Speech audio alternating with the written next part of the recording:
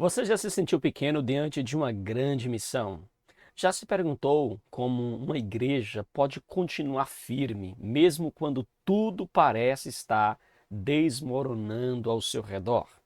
Hoje vamos mergulhar em um dos momentos mais poderosos da igreja primitiva, quando, diante da perseguição, ela não recuou. Pelo contrário, a igreja orou, se encheu do Espírito Santo e anunciou a palavra de Deus com ousadia. Meus queridos irmãos, a igreja que Jesus fundou não foi feita para viver escondida, acuada ou dependente da aprovação dos homens. Ela nasceu debaixo de fogo, oração e ousadia na proclamação da palavra de Deus. E a lição de hoje é um chamado urgente para que nós possamos olhar para a igreja primitiva e perceber que a igreja do século XXI não pode recuar. Ela tem que clamar, ela tem que buscar a presença do Senhor. Prepare-se para descobrir o segredo de uma igreja viva, relevante e cheia de poder, porque uma igreja cheia do Espírito Santo não apenas resiste, ela transforma o mundo ao seu redor. É preciso nós refletirmos nesta lição. Que tipo de igreja queremos ser? Uma igreja cheia de estratégias humanas ou uma igreja cheia do Espírito Santo? Se inscreva, assista, comente, compartilhe e seja renovado com a nossa pré-aula aqui do nosso canal EBD Explicada 2.0. Seja muito bem-vindo a estar conosco, aprendendo mais da poderosa Palavra de Deus. Vamos juntos para mais uma lição, em nome de Jesus. Meus queridos e amados irmãos, vamos então para a nossa aula de hoje. Pegue aí papel, pegue caneta, pegue a sua lição, pegue a Bíblia. Esteja com essas ferramentas disponíveis para que juntos possamos meditar na poderosa palavra do Senhor. Meu desejo é que você possa crescer poderosamente através destas aulas, tá bom? Então, queridos, na lição de hoje nós iremos falar sobre uma igreja cheia do Espírito Santo. Para nós que somos pentecostais, cremos na continuidade dos dons espirituais, somos também conhecidos por um povo carismático, porque crê nos carismas do Espírito. É importante nós abordarmos esta lição e hoje você vai entender com muito mais profundidade sobre o que é uma igreja pentecostal, o que é uma igreja cheia do Espírito Santo, porque nós nos denominamos desta forma. Então, a lição de hoje ela vai ser muito importante para a nossa compreensão no que diz respeito a esta temática. Hoje nós iremos para a lição 4. Ela está fundamentada no livro de Atos, capítulo de número 4. Então é importante demais que você esteja estudando este capítulo, meditando neste capítulo, e então você vai ter aí uma base muito profunda para o desenvolvimento então da nossa lição de hoje, tá bom? Queridos irmãos, o nosso texto áureo diz assim, Atos capítulo de número 4, verso de número 31. E tendo orado, moveu-se o lugar em que estavam reunidos, e todos foram cheios do Espírito Santo, e anunciavam com ousadia a palavra de Deus. Queridos, olha o impacto que a oração trouxe na vida desta igreja. E se você observar o livro de Atos, vai perceber que do começo ao fim, a oração ocupa um dos lugares primordiais nesta carta, ou neste livro, na vida da igreja. Então veja que a oração ocupa um ponto central no livro histórico de Atos dos Apóstolos, por que não dizer na vida da igreja. A oração, ela é um ponto que vai aparecer com muita frequência. Hoje, inclusive, a gente vai dedicar uma parte aqui da nossa lição para falar um pouco sobre a oração desta igreja. E aqui no nosso texto áureo, nós temos exatamente isto. E tendo orado, a igreja tendo buscado a Deus em oração, moveu-se o lugar em que estavam reunidos. Veja que aqui nós temos um tremor do lugar, o ambiente tremeu. Nós temos também um tremor das almas que foram cheias do Espírito Santo, e nós temos também um tremor das línguas, porque eles começaram a proclamar a mensagem do Evangelho com ousadia, com poder. A nossa verdade prática diz assim: uma igreja cheia do Espírito Santo suporta aflições, ora com poder e ousa no testemunho cristão. Ou seja, é ousada no testemunho cristão. Meus queridos irmãos, quando nós lemos Atos capítulo 4, isso fica muito claro para nós, que a igreja ela está se movendo no poder do Espírito Santo. Inclusive, alguns autores dizem que o livro de Atos poderia ser chamado Os Atos do Espírito Santo, porque você vê constantemente a ação do Espírito Santo na vida da igreja. Então, a igreja, ela se move, ela anda exatamente guiada pelo Espírito Santo, irmãos. Isso é fundamental nós observarmos isso. E diga-se de passagem, o grande problema da igreja atual, o grande problema da nossa geração, irmãos, é sem dúvida uma vida vazia, uma vida superficial, uma vida sem profundidade. Nós temos altura, nós temos mármores, nós temos ouro, nós temos pratas, nós temos oratória, nós temos uma boa hermenêutica, nós temos uma boa homilética, nós temos uma boa estrutura, nós temos uma boa congregação, nós temos pastores, em alguns casos, bem preparados, mas percebemos que nos falta poder. Temos ortodoxia, mas nos falta poder do Espírito Santo, fogo do Espírito Santo, irmãos. Tem um livro que eu li e que eu recomendo aos irmãos, que é Pentecostal de Coração e Mente. Nós precisamos ter fogo no coração, mas devemos ter a mente cativa à palavra de Deus.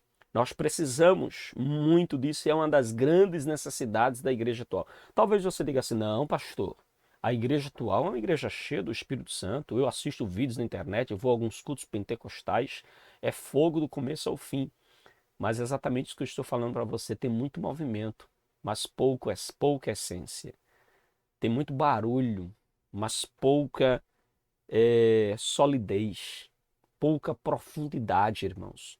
Você percebe um mover, você percebe um fogo que não transforma caráter, não transforma em uma melhor esposa, em um melhor esposo, em um melhor filho, uma melhor filha, um melhor patrão, uma melhor patroa, um melhor servo, uma melhor serva, não transforma em um melhor empresário. Você percebe que há fogo, um fogo que acaba tão rápido quanto é aceso lá naquele movimento. Ao sair das portas da igreja já não tem nem sequer as cinzas, até a cinza o vento levou, porque falta a essência neste avivamento. Esta é uma das grandes necessidades, sem dúvida, da igreja atual. A igreja atual precisa de fogo, fogo do Espírito Santo, mover, não da terra, o mover do céu.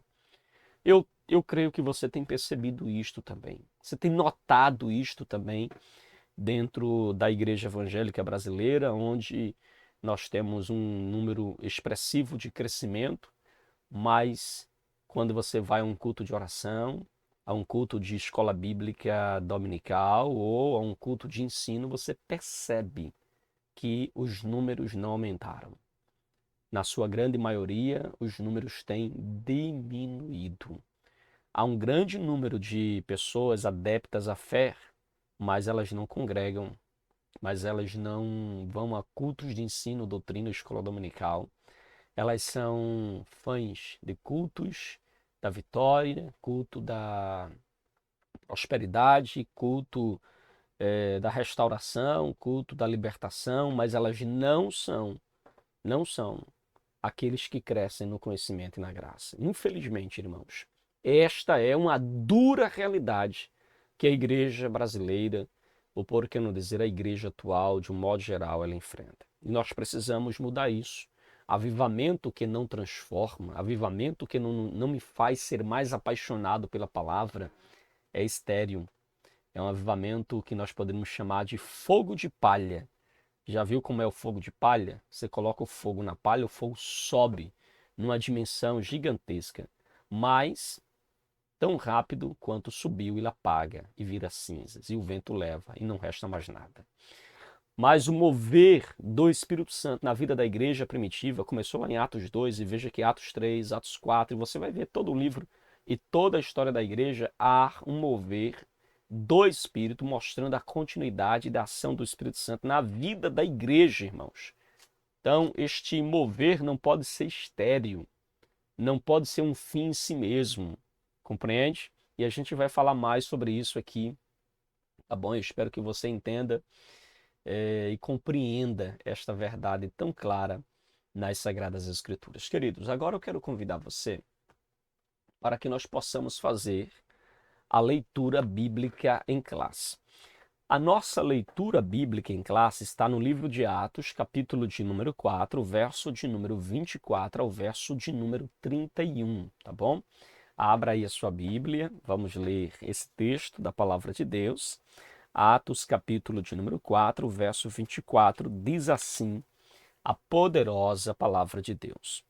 E ouvindo eles isto, unânimes, levantaram a voz a Deus e disseram: Senhor, Tu és o Deus que fizeste o céu, e a terra, e o mar, e tudo que neles há. Que disseste pela boca de Davi, teu servo, por que bramam os gentios? E os povos pensam coisas vãs. Levantaram-se os reis da terra, e os príncipes se ajuntaram a uma contra o Senhor e contra o seu ungido. Porque verdadeiramente contra o teu santo filho, Jesus, que te ungistes, que tu ungistes, se ajuntaram não só Herodes, mas Pôncio Pilatos, com os gentios e os povos de Israel. Verso de número 28.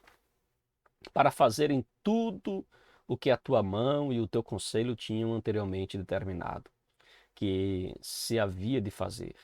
Agora, pois, ó Senhor, olha para as ameaças e concede aos teus servos que falem com toda a ousadia a tua palavra. Enquanto estendes a tua mão para curar e para que se façam sinais e prodígios pelo nome do teu santo Filho Jesus. E tendo orado, moveu-se o lugar em que estavam reunidos e todos foram cheios do Espírito Santo e anunciavam com ousadia a palavra de Deus. Queridos, aqui nós temos uma leitura que finaliza o capítulo 4 do livro de Atos dos Apóstolos, mas é importante que você leia todo este capítulo para que você tenha uma melhor compreensão do que está acontecendo aqui no capítulo 4, irmãos.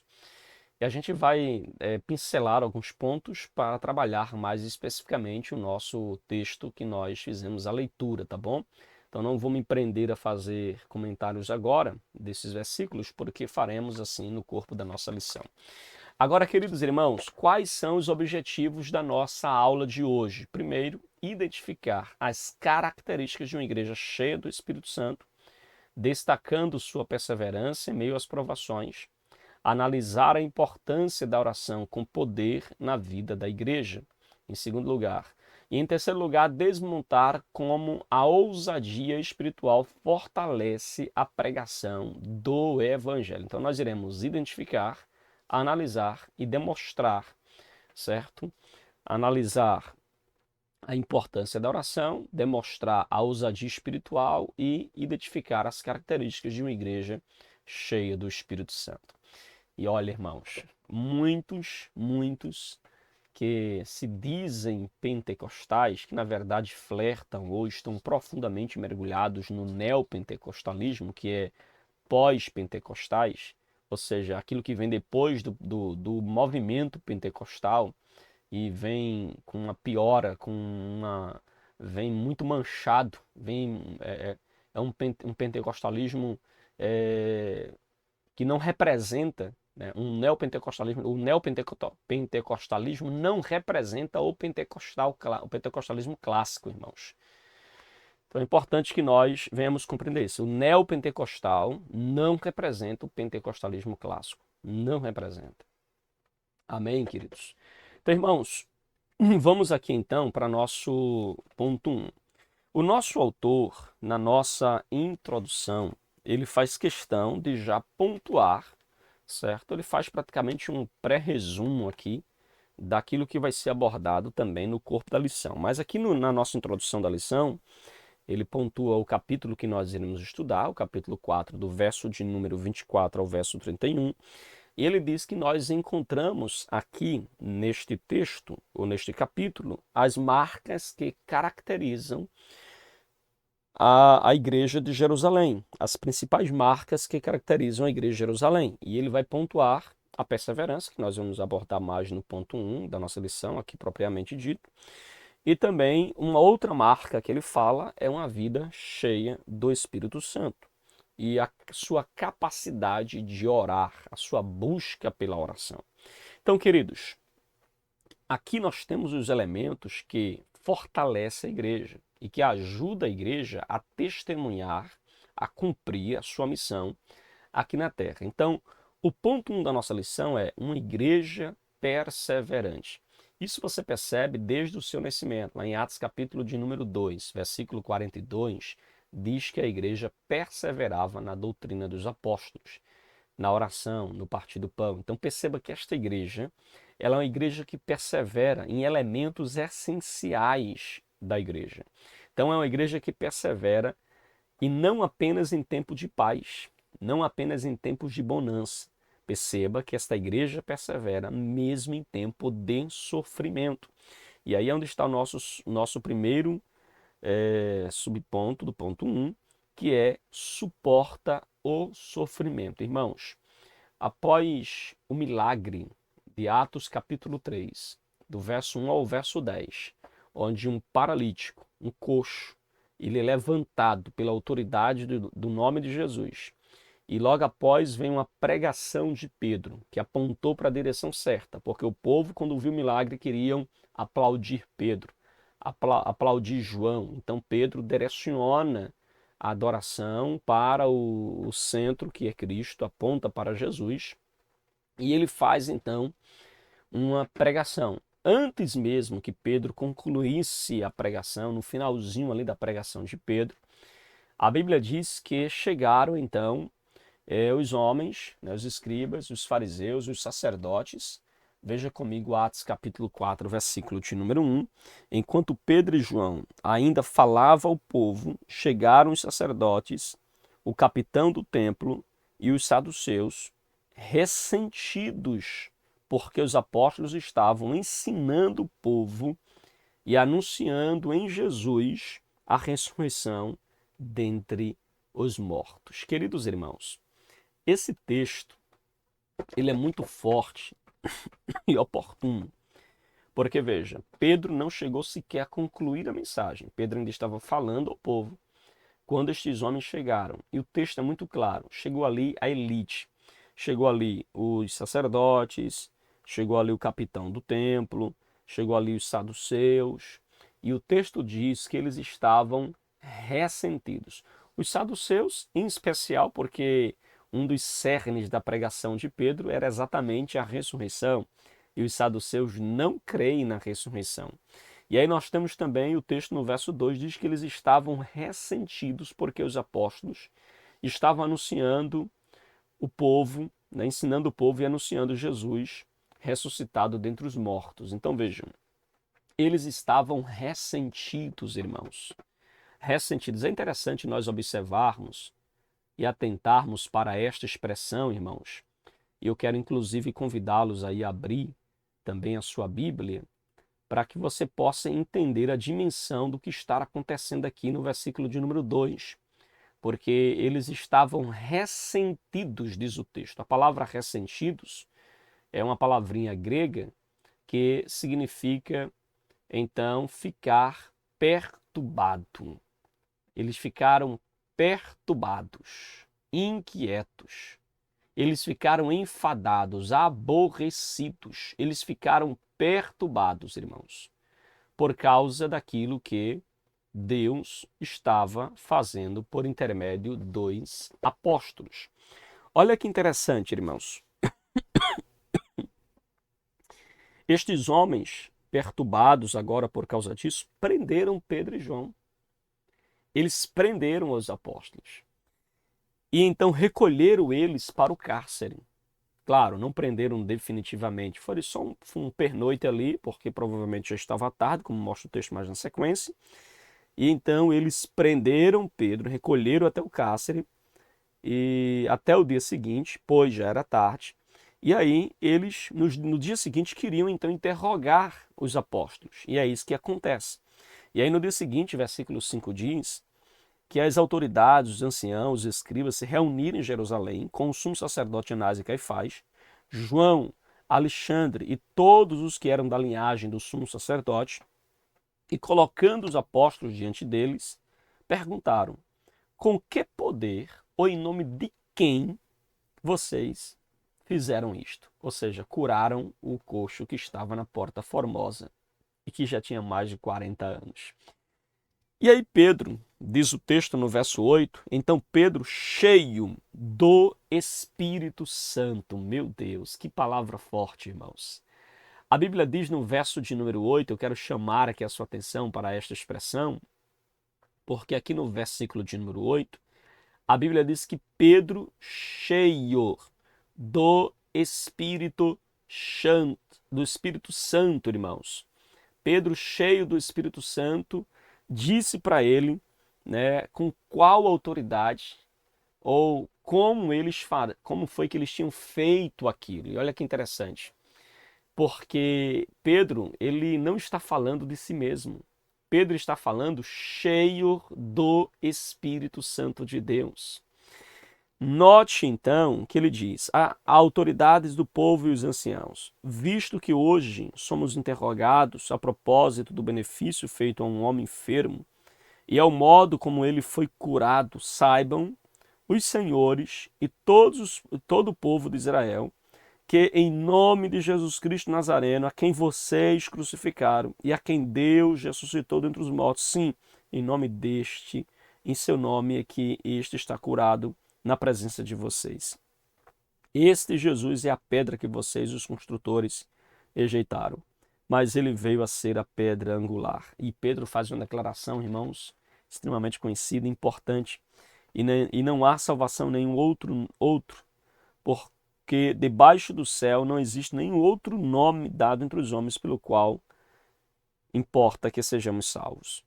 E aí o texto diz no verso de número 13, ao verem a ousadia de Pedro e João, sabendo que eram homens iletrados e incultos, ficaram admirados e reconheceram que eles haviam estado com Jesus. Meu Deus. Meus irmãos, aqui a gente percebe algo interessante. Pedro, ele falou com muita ousadia, irmãos, com muita autoridade. Pedro foi capaz de dizer, inclusive, para aqueles principais sacerdotes, para aqueles que as autoridades do povo, os anciãos. Pedro disse com muita ousadia o pecado deles. Pedro denunciou aquilo que eles fizeram maldosamente contra Jesus. E então Pedro mostra que Jesus foi no nome de Jesus que ele curou aquele paralítico da Porta Formosa. E ele diz claramente aqui no texto, irmãos, que este Jesus, no nome de quem eu fiz esse milagre, é aquele que vocês rejeitaram. Ele é a pedra principal que vocês rejeitaram.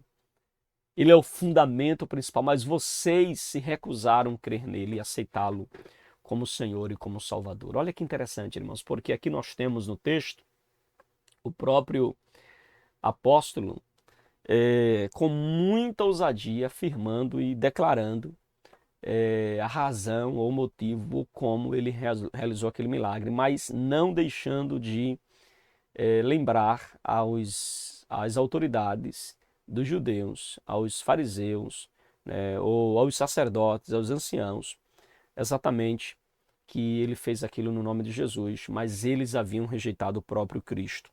E aí você percebe então, queridos, que o texto deixa claro que eles reconheceram que aqueles homens iletrados tinham estado com Jesus. A linguagem, a forma, a autoridade, a ousadia, como Pedro e João falaram, os deixaram então cientes de que eles estiveram com Jesus. Meus irmãos, como é bom que as pessoas percebam que nós temos e estamos com Jesus, pela forma como nós falamos, pela autoridade com que nós falamos. As pessoas percebam e notem que Jesus está conosco e que nós estamos com Ele. E o texto fala que eles eram homens iletrados. Aqui não quer dizer, como alguns pensam, que Pedro e João e os demais eram analfabetos. Bom, não é isso que o texto está dizendo.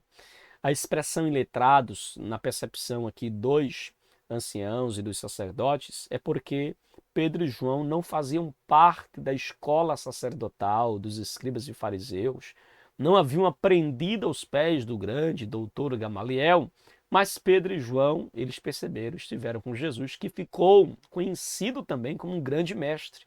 Por causa do seu ensino, por causa da sua pregação, todos reconheciam. O próprio Nicodemos, que era um mestre em Israel, muito antigo, um homem extremamente polido nas escrituras, ele mesmo reconheceu que Jesus era mestre. Então veja que estes homens perceberam que Pedro e João não faziam parte dos seus colégios, da sua formação, não fazia parte da sala de aula que eles ensinavam e formavam discípulos e mestres, mas eles perceberam, este esteve com Jesus, que também era mestre. Esses aí estavam com ele, eles percebem isso. E o verso 14 diz: que faremos com estes homens? É a resposta aí do Sinédrio com relação a eles, né? O verso 14 é assim: vendo que os homens haviam sido curados, estava com eles, nada tinha a dizer ao contrário. E mandando-os sair do Sinédrio, discutiam entre si, dizendo: que faremos a estes homens? Pois todos os moradores de Jerusalém sabem que um sinal notório foi feito por eles. E não podemos negar. Veja que eles estavam preocupados, porque não tinha como negar o milagre. Era notório. O homem curado era um sermão ambulante. Aonde ele passava, o testemunho visível do poder de Deus na vida dos apóstolos. Então, eles não podiam negar isso. Então, eles ficaram preocupados. E agora, o que é que a gente vai fazer? Tendo em vista que todos percebem, todos têm visto esse sermão ambulante aí, e está junto com os apóstolos e que eles foi curado em nome de Jesus. Mas para que não haja maior divulgação entre o povo, vamos ameaçá-los para não falarem mais neste nome a quem quer que seja. Irmãos, olha aqui o que os homens estão fazendo. Não dá nem para acreditar que eles eram autoridades religiosas. Eles estão dizendo para ameaçar Pedro e João para que eles não falem mais no nome de Jesus. Não pregue mais qualquer que seja a mensagem ali em Jerusalém. Eles querem simplesmente calar a voz de Pedro e de João. Eles querem silenciar os apóstolos. Agora, queridos, é neste momento aqui, quando ele chama os apóstolos, versículo 18, e fala para que eles não ensinem mais no nome de Jesus. Ou seja, eles queriam negociar com os apóstolos. Olha, a gente deixa vocês livres, vocês não vão ser perseguidos, não vão ser mais julgados ou condenados, vocês estão livres, mas cumpra uma ordem nossa. Não falem mais do nome de Jesus aqui. Não falem mais do nome deste Cristo que vocês estão anunciando aí. Não falem mais. Eles queriam que os discípulos negociassem os seus valores, irmãos. E é importante nós lembrarmos que a igreja cheia do Espírito Santo não negocia seus valores, não negocia seus princípios com quem quer que seja. Não negocia, irmãos. Se você está numa denominação, numa congregação, onde o líder está negociando princípios para agradar a fulano, agradar a Beltrano, ou para agradar um partido, ou para agradar um grupo político, cuidado, irmãos. Cuidado, não representam uma igreja cheia do Espírito Santo. Uma igreja cheia do Espírito Santo não negocia os princípios da palavra de Deus. Uma das marcas de uma igreja que perdeu ou está perdendo o poder do Espírito Santo é exatamente a aceitação de princípios e práticas que afrontam as Escrituras. Quando a igreja começa, a denominação começa a acolher ou aceitar práticas que vai na contramão das Escrituras, em nome de um cargo, de uma função, de um status, é perigoso, irmãos. Está deixando de ter uma das marcas primordiais da igreja, que é não negociar os seus valores. Nós temos valores eternos, valores que estão acima da cultura, valores que são supracultural, e nós não podemos negociar este valor. E olha o que os apóstolos disseram então para aqueles homens que disseram assim: olha, não fale mais no nome desse Jesus. Veja agora o capítulo 4, versículo 19. Mas Pedro e João responderam: os senhores mesmos julguem se é justo diante de Deus ouvirmos antes aos senhores do que a Deus. Pedro está dizendo assim: é justo que a gente deixe de obedecer a Deus e continue proclamando a mensagem do Evangelho para obedecer a vocês? É claro que nós não vamos fazer isso. Aqui é interessante nós notarmos, porque no livro sobre política de Wayne Grudem, ele pontua que a igreja do Senhor Jesus, ela pode sim descumprir uma ordem do governo, uma ordem de uma lei que seja, ou um decreto, desde que esta ordem ou esta lei, ela se insurja contra os princípios da palavra de Deus. Nós respeitamos as autoridades. Romanos capítulo 13 nos manda respeitar as autoridades, entender que elas são constituídas por Deus e elas foram constituídas para o nosso bem. Então, nós devemos respeitar as autoridades. Mas, claro, se essas autoridades fizerem leis, decretos ou derem ordens que contraria os princípios da palavra de Deus, obviamente que nós não estamos mais debaixo dessa autoridade, porque nós servimos uma autoridade maior, que é Jesus. Mas lembre-se que isso não pode ser motivo de alguém usar, às vezes até de uma interpretação incorreta ou de uma leitura incorreta da Bíblia para se insurgir contra as autoridades. Por ela nós oramos, por ela nós intercedemos e rogamos para que Deus os guie, para que eles possam estar a serviço do bem e não do mal. Então veja que Pedro disse: olha, não é justo. Não é justo. Isso aqui se aplica também dentro da própria igreja, viu, irmãos? Às vezes há líderes, há pastores que dão ordens aos seus liderados, dão ordem à membresia da igreja, que vai na contramão dos princípios da palavra de Deus. Então você não tem nenhuma obrigação de obedecer esses princípios, tendo em vista que fere a palavra de Deus, compreende? Mas Pedro e João então responderam que não é justo que eles obedecessem aos homens e desobedecessem a Deus. Pois nós não podemos deixar de falar das coisas que vimos e ouvimos. Interessante, irmãos. Pedro e João não estão falando de coisas que ele apenas ouviu falar, mas de coisas que ele viu falar. Ele viu e ouviu e por isso ele entende que não pode se calar em hipótese alguma. Não posso me calar. Eles estão convictos, irmãos, da sua fé. Eles têm certeza da sua fé. O versículo 20 mostra claramente isso. Eu não posso me calar diante daquilo que eu vi e ouvi, ou seja, convicção da sua fé, firmeza naquilo que ele crê. E a igreja primitiva enfrentou a perseguição, mas permaneceu firme na fé e na sua missão de propagar o evangelho, de pregar o evangelho. Amém, queridos? E aí nós temos o nosso segundo ponto, uma igreja que ora com poder. Meus irmãos, quando nós olhamos para os versículos de número 24 em diante, nós temos, na verdade, a igreja orando. Você vê que a igreja está em oração. E aqui nós temos, irmãos, e a epígrafe, inclusive, do versículo 23, é a igreja em oração. E você percebe que a igreja, ela está marcada. Capítulo 1, a igreja está orando. Capítulo 2, a igreja está orando, recebe o Espírito Santo. Em capítulo 2, 42 em diante, a igreja está orando. No capítulo 3, Pedro e João está subindo a hora da oração. Capítulo 4, nós temos aqui a igreja também em oração. Ou seja, o livro de Atos mostra como a igreja primitiva vivia em frequente oração. E esta é uma das marcas também da igreja cheia do Espírito Santo. Primeiro é a perseverança diante do sofrimento, diante da perseguição. Ela não recua, ela não olha para trás, ela não volta, ela avança, ela continua, apesar das perseguições. Isso é uma marca de uma igreja cheia do Espírito Santo.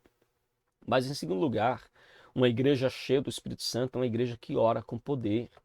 É uma igreja que ora com propósito. Se você ler a oração desta igreja, você vai ver que ela é uma igreja que ora com propósito, irmãos. Eu quero chamar aqui a sua atenção para o nosso segundo ponto. Porque, veja, no versículo de número 24 ao versículo 30, você percebe então a igreja em oração. Agora, queridos, o que é que nós percebemos aqui? Eles oram com propósito e por isso eles foram bem específicos em suas orações. Veja, ela não orava de forma vaga, não estava de joelho só por estar, ou como um passatempo. Não, a igreja orava, irmãos, porque tinha propósito. Eles oravam para que Deus exercesse soberania e exigisse e agisse por meio deles, dando-lhe poder para testemunhar do Senhor Jesus. Então, entre outras coisas, dois propósitos primordiais da oração da igreja. Primeiro, eles oram para que Deus exerça a sua soberania. Então, eles estão orando de acordo com a vontade de Deus.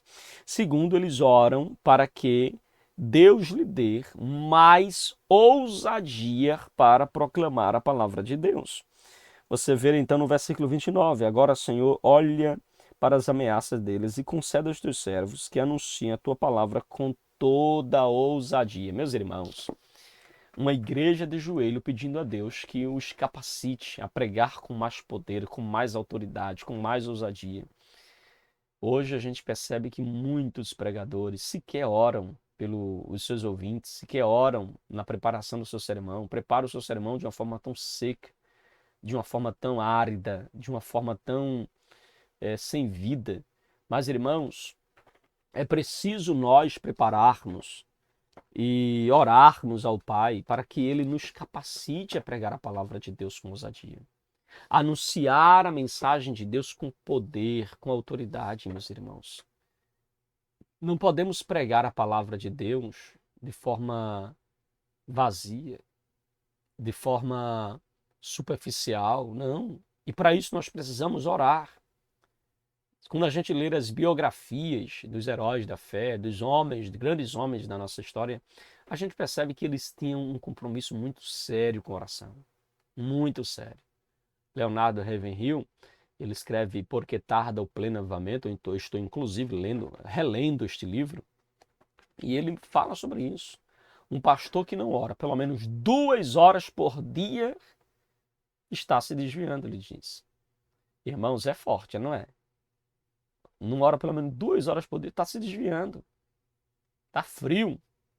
É preciso, irmãos, nós orarmos. E veja que esta igreja, ela ora com propósito, e o propósito dela é nobre. É que Deus, ele exerça a sua soberania, é que Deus, ele possa dar ousadia para que eles proclamem a palavra de Deus com mais poder, com mais autoridade. E eles oram também de forma unida. O texto no verso 24 diz, ouvindo isto, unânimes levantaram a voz e disseram a Deus. Levantaram a voz a Deus e disseram. Então veja, a igreja orava de forma unida, havia unidade. É claro que unidade não é uniformidade, não é que todos são iguais. Até porque a igreja primitiva não era uma igreja onde todos eram iguais, ou seja, a digital não era igual de todo, não, eles eram diferentes, de diferentes classes, de diferentes regiões, eram judeus e gentios que já estavam ali se formando na igreja, mas eles tinham unidade, eles oravam de forma unânime. Você vê Atos capítulo 2 e perseveravam na oração. Eles estavam juntos, irmãos, em oração. Então, é importante nós percebermos que havia unidade na vida de oração da igreja. Uma igreja cheia do Espírito Santo é uma igreja unida, irmãos. Porque a nossa união com Deus desemboca automaticamente na nossa união com os nossos irmãos. Que é uma prova de se você está de fato em comunhão com Deus. Olha como está a tua comunhão com os irmãos. Porque se a tua comunhão com os irmãos estiver lá embaixo, é sinal de que o teu relacionamento com Deus não está bem. Porque relacionamento com Deus provocará um bom relacionamento com os nossos irmãos. Compreende? O termômetro que mede o calor do relacionamento com os nossos irmãos é o mesmo termômetro que mede o nosso relacionamento com Deus. Se nós não estivermos bem com Deus, não iremos bem com qualquer outra área da nossa vida. Não iremos, irmãos. Na profissão, na família, no lar, na escola, no trabalho, na faculdade, na vida pessoal, emocional, não vai bem. Porque tudo começa com um bom relacionamento com o Criador, com Deus. E aí nós temos, então, o nosso terceiro subponto do ponto 2, que é orando fundamentada na palavra de Deus.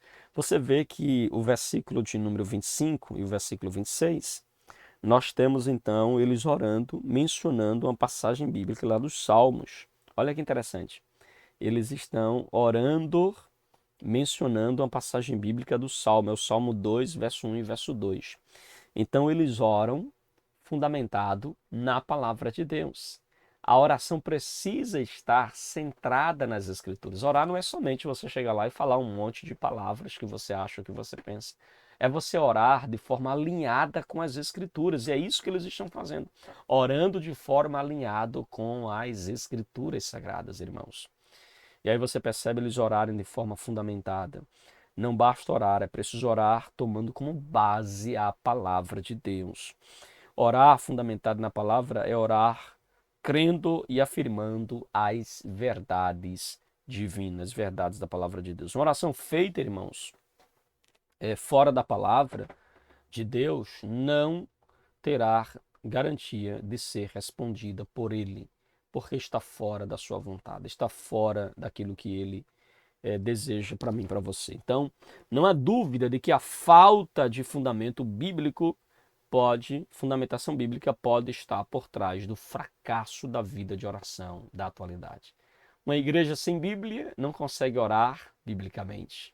Vou repetir para você não esquecer. Uma igreja sem Bíblia, sem pregação, sem exposição séria das Escrituras, não consegue orar corretamente. Fracassa na vida de oração. Veja como o nosso relacionamento com Deus, por meio do crescimento na palavra, influencia até a nossa vida de oração, até a nossa conversa com Deus. Amém, queridos? E aí a nossa sinopse do ponto 2 diz assim: a oração foi a base espiritual da igreja, trazendo direção, coragem e poder de Deus. Vamos então para o nosso último ponto, para nós concluirmos assim a nossa aula de hoje, uma igreja ousada no seu testemunho. Irmãos, quando nós falamos de uma igreja ousada no seu testemunho, você percebe então que a igreja primitiva ela prega na autoridade do nome de Jesus e a igreja prega debaixo de um fervor espiritual proveniente de uma vida de oração. Você percebe isso, irmãos? Você percebe isso no texto de Atos, no texto de Atos, no finalzinho do capítulo 4, quando a Bíblia nos mostra que no versículo de número 30, enquanto estendes a tua mão para fazer curas, sinais, prodígios, por meio do nome de Jesus Cristo, servo do Senhor, e tendo eles orado, tremeu o lugar onde estavam reunidos e todos ficaram cheios do Espírito Santo e com ousadia anunciavam a palavra de Deus. Eu vou caminhar para o término como falei no início, irmãos. A igreja tremeu em 3 dimensões. Na primeira dimensão, tremeu o lugar que a igreja estava. Na segunda dimensão, tremeu a alma daqueles que ali estavam, porque eles foram cheios do Espírito Santo. E na terceira dimensão, eles tremeram a língua, porque eles proclamaram a palavra de Deus com ousadia. Eles tiveram ousadia para enfrentar a oposição ao evangelho. Havia aqueles que não queriam que eles pregassem a palavra, mas eles pregaram com poder e autoridade. Ou seja, uma igreja verdadeiramente bíblica, ela sofrerá rejeição e oposição. Ela sofrerá ataques para que ela seja silenciada, mas ela não pode baixar guarda, recuar ou se intimidar com a oposição. E veja que, na verdade, todos os que querem viver, né, diz a palavra de Deus em 2 Timóteo 3,12, Todos que querem viver piedosamente sofrerão perseguição. Então, irmãos, a igreja hoje, que tem compromisso com as Escrituras, vai passar por muitos perrengues. Vai passar por perseguição, por desprezo, rejeição. Muitos irão desdenhar desta igreja, porque hoje nós vivemos uma época, um tempo em que as pessoas estão rejeitando o evangelho puro e simples, o cristianismo puro e simples.